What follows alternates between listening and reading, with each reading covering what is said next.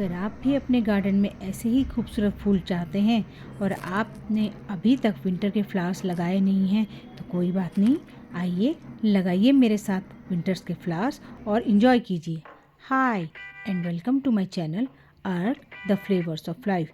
आज मैं आपको अपने गार्डन के कुछ ऐसे प्लांट से मिलवाऊंगी जिनको आपने अभी तक नहीं लगाया है, उसके बावजूद भी आप अगर अब लगाते हैं तो आप फरवरी, मार्च और अप्रैल या मिड ऑफ मई तक इनमें खूबसूरत फ्लावरिंग अपने गार्डन में पा सकते हैं। किस तरह से, तो चलिए शुरू करते हैं। जैसे कि मैंने अपने पिछले वीडियो में शेयर किया था कि विंटर के फ्लावरिंग प्लांट्स को हमें नवंबर में ही लगा देना चाहिए, बेबी सैपलिंग्स। लेकिन अगर हम नहीं लगा सकते तो हम इस तरह की रेडीमेड पौध जो हमें किसी भी नर्सरी में या फिर जो बेचने वाले आते हैं छोटी छोटी ठेलियों में, उनमें भी 20 से 25 रुपए पर प्लांट हमें आसानी से मिल जाते हैं।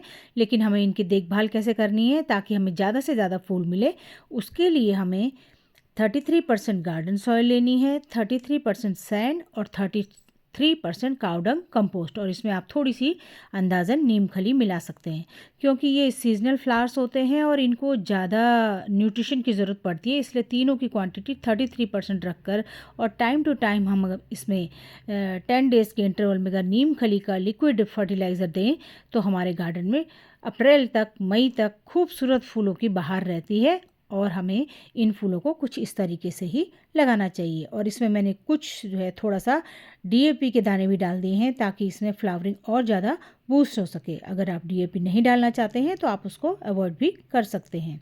तो मैं रेडीमेड कुछ प्लांट्स इस तरह के लेकर आई थी जिनको कि मैंने लगाना शुरू कर दिया है। तो सबसे पहले इसको हटाएंगे और इसमें जो भी वीड है, बीच में जो घास या खरपतवार उगी है, उसको हटा देंगे और आधी मिट्टी इसकी हटा देंगे क्योंकि पूरी मिट्टी हटाएंगे तो प्लांट के सूखने का खतरा रहता है। इसलिए आधी मिट्टी जहाँ तक इसकी जड़ दिखाई दे और उसके बाद इसको गमलों में हम लगा देंगे। ये सारे वीड इसके हटा के इसी तरह से, ये पिटूनिया के प्लांट्स हैं और इनमें जो है ब्रांचिंग खूब, नीचे की जो पत्तियां हैं वो भी हम चाहें तो हटा सकते हैं।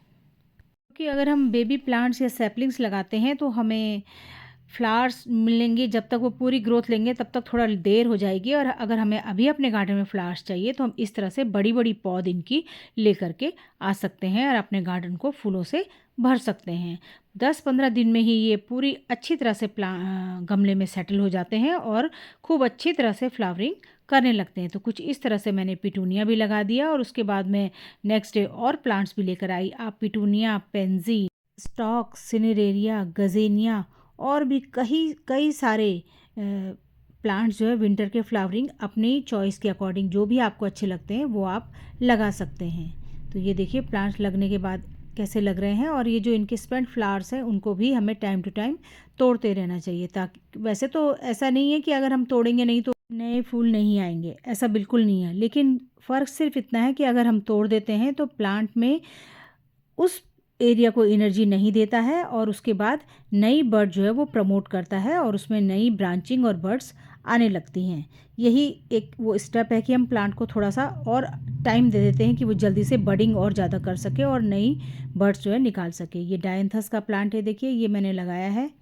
एक फ्लावर अगर आपको नर्सरी में खिला हुआ मिल जाता है तो उससे आइडिया आ जाता है कि आपको कौन कौन से कलर आपने ले लिए हैं। तो इस तरह से मैंने कुछ सिरेमिक के प्लांटर लिए हैं। ये देखिए कलांचू मैंने लिया है और ये डायंथस वाइट कलर का है। ये थोड़ा सा वाइट के साथ पिंक सा शेड है। और कुछ ये मैंने डॉग फ्लावर भी लिए हैं और ये आपका इसका नाम डेज़ी का फ्लावर मैंने लिए हैं। और कुछ इस बार मैंने फ्रूटिंग प्लांट्स, जो ये स्ट्रॉबेरी है वो भी ट्राई करने की सोची है। 2 मैंने लिए हैं, देखते हैं अब इसमें कैसी फ्रूटिंग होती है। कुछ फ्रूटिंग इसमें हो भी रखी है। तो कुछ ये 2 दिन की मेरी शॉपिंग है और उसमें मैंने ये प्लांट्स परचेज़ किए हैं। ये देखिए अब मैंने लगा भी दिए हैं। लगाने के बाद कुछ इस तरीके से ये लग रहे हैं।